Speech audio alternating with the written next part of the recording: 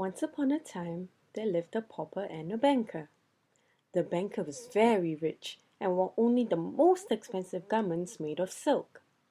The pauper, on the other hand, was very poor and fashioned his garments out of scraps of cloth that he could find.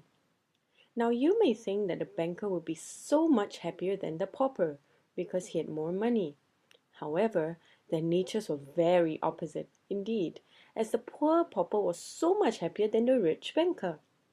Because of this, the banker became very annoyed at the fact that the pauper would sleep so peacefully at night and woke up full of energy, while he tossed and turned and always woke up feeling tired. One day, the banker could not take it any longer. He decided to find out exactly what made the pauper such a happy man, despite his poverty. So, he summoned the pauper to his house and asked him for his yearly income, as he believed that happiness could only be measured with wealth and success.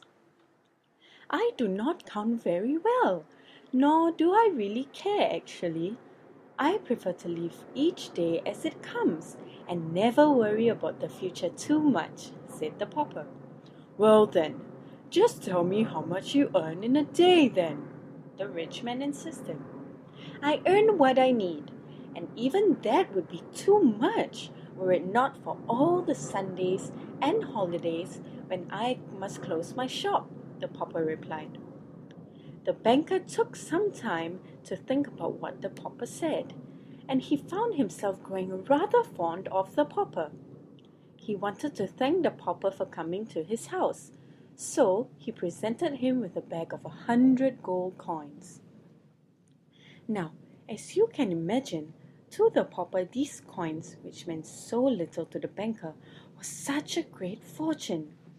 Never being exposed to this kind of fortune before, the pauper was confused as to what he should do. He finally decided to hide the bag so that he would have the money for a rainy day. So, when he returned to his house, he dug a deep hole in a secluded corner of the garden and buried the gold coins.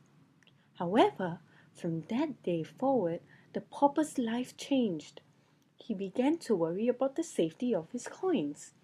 Every night he slept a little less, and each time he heard the slightest sound, he began to panic, as he thought it was someone stealing his coins.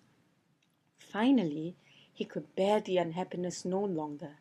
He realized that his peace of mind and happiness were more important than the gold coins.